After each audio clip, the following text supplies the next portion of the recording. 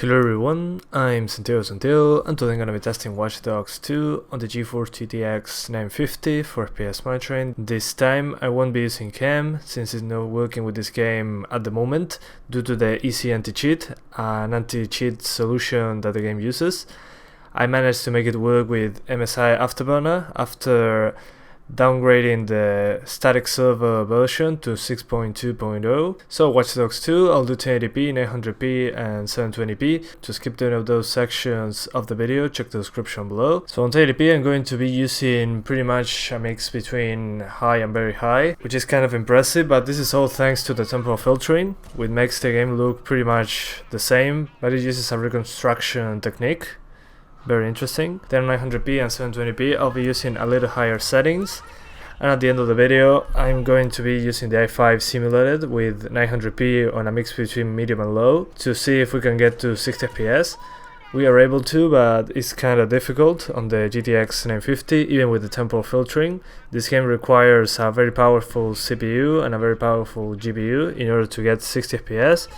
So keep that in mind. Now I'm going to talk about some of the options that you can tweak in the options menu. Okay, so in the options menu we have pixel density, which is like using super sampling. It's just a resolution scale. If you're having trouble with the frame rate and want to maintain the same resolution, the same window size, just lower this. We also have VSync, we have normal and sparse. Sparse is half the refresh rate, so if you have a 60 Hz monitor it will cap the game at 30 fps. Then on quality we have a lot of options here. The most demanding ones, for what I could see, were as always reflections, screen space reflections, shadows, headlight shadows, at night is very demanding, occlusion, and well, the rest you might want to disable some in groups to get a good FPS boost. Extra details is like a higher level of detail. We have more stuff on screen, more detail into the distance and in close distance too, which is very interesting. If you don't mind dropping some FPS, I don't know, you're at 50 and are targeting 30, you might want to keep this on 50%. It's a good difference, but if you're not really looking into that, just leave it alone. It's a big FPS hit. Then if you lower geometry combined with terrain and vegetation, you get a noticeable FPS boost.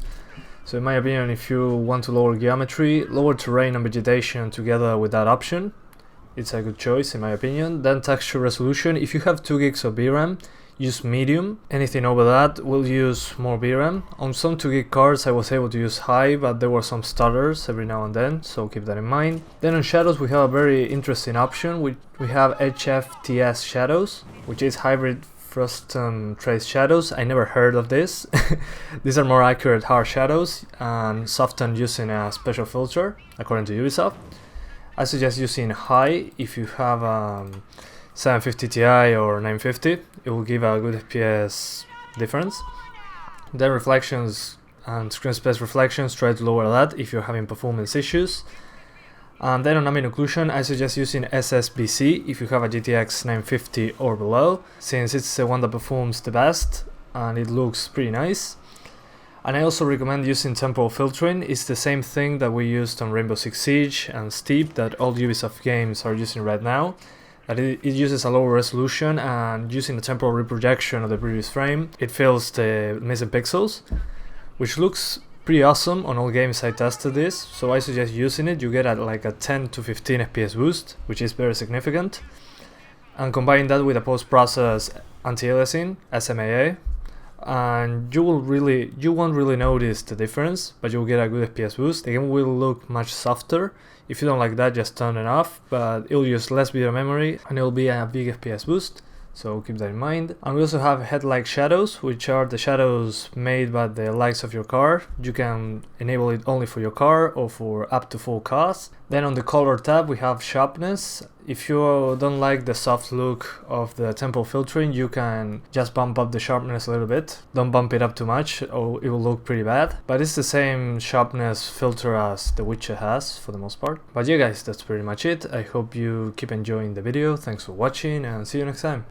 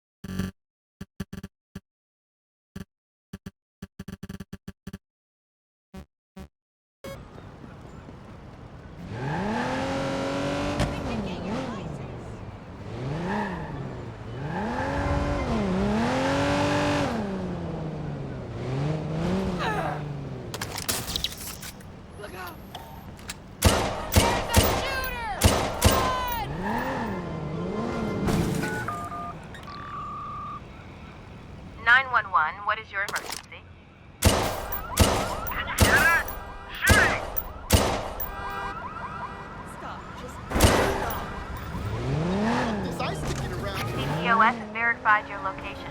Police are on their way.